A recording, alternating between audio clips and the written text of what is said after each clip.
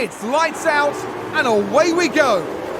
A good sports management game shouldn't just represent the sport on the cover, it also needs to show some personality. It needs to be a storyteller.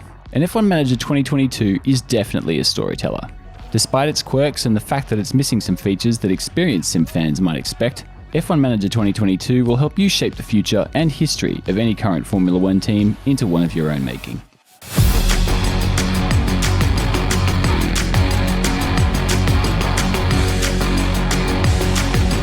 The opening few screens of F1 Manager 2022 can feel overwhelming to begin with, which isn't unexpected in any management game, but it's especially true for one that's wrapped in the fast-paced world of Formula One.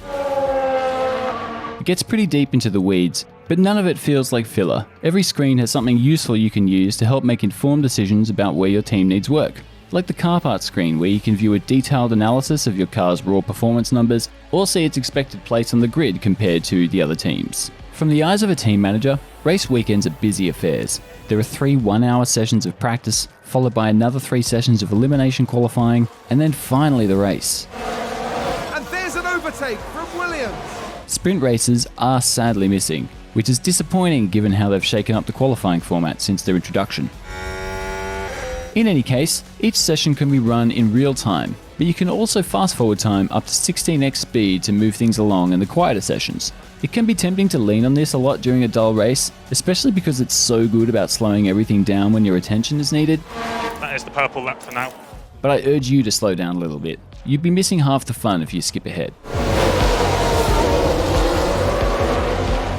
When your drivers are out on the track, there are 3 different views that give you more information than you'd find on the Ferrari pit wall. The strategy view gives you data on the state of the track, your cars, and the weather. Weather plays a huge part in Formula One race strategy, and predicting which tyres you should have on and the best time to stop and change them can give you a huge advantage in the race. That said, it could be better at pointing out some of these opportunities dynamically, either through staff suggestions or including them in post-race analysis. Then you have the data view, where you can dig into the finer details of sector times and other various statistics from the current session.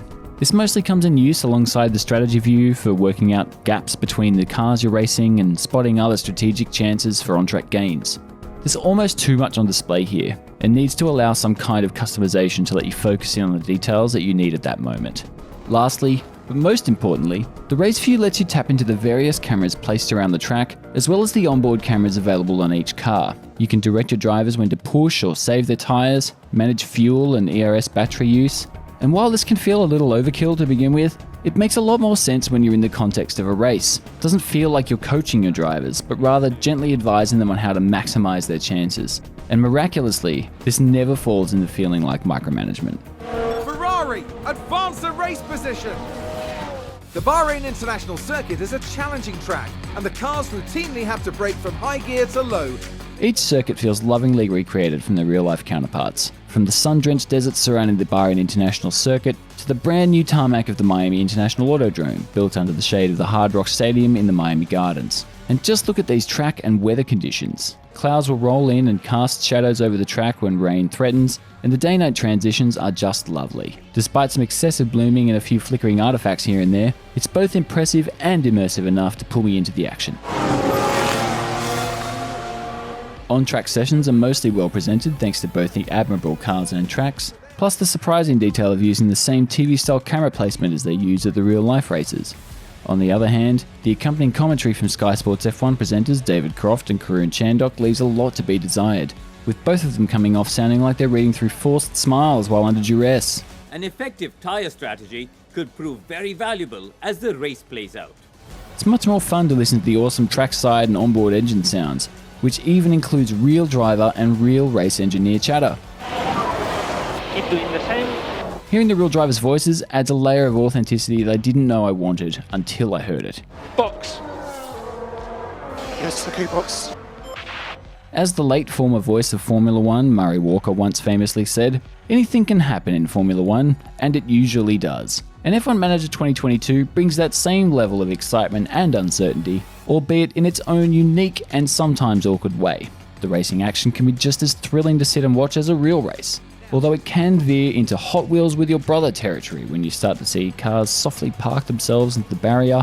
They've lost control, and there's the crash.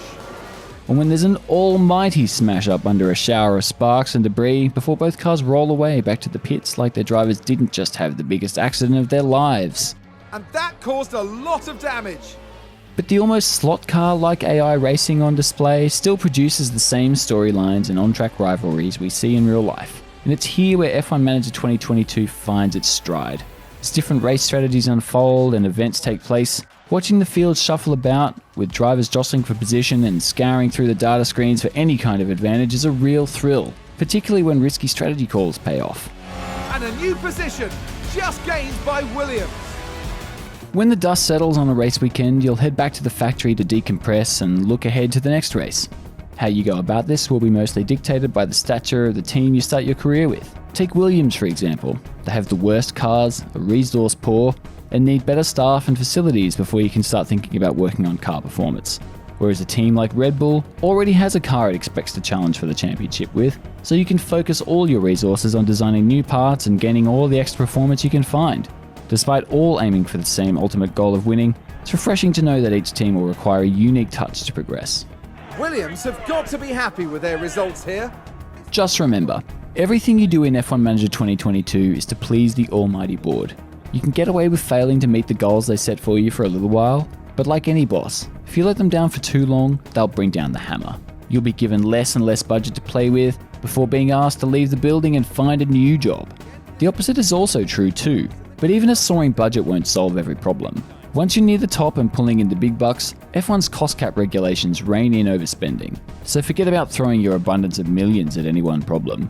This beautifully twists what would normally be a huge advantage of having all the cash in the world into another point of tension, so you can never truly get too comfortable with your position. Key staff will helpfully monitor and report through emails on their areas of responsibility, so you'll never miss out on important information like identifying weaknesses for improvement.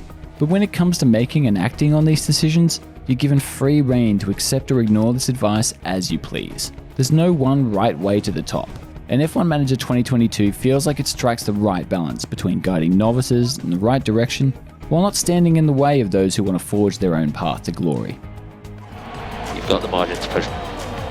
Okay. Even after my worst race results, where everything fell apart at the seams despite having what I felt was a concrete strategy and top-line drivers, I never walked away from a session in F1 Manager 2022 without a dumb smile on my face. Sure, sometimes the racing can look a little robotic and there are some key facets of modern F1 racing that I'm missing entirely, but this never detracts from the thrill of watching my own drivers cross the line for some hard-earned points or their first ever podium. The excitement and thrill of Formula One is here, in spades. For more great racing, check out our reviews of F1 2022 and Forza Horizon 5's Hot Wheels DLC. And for everything else, stick with IGN.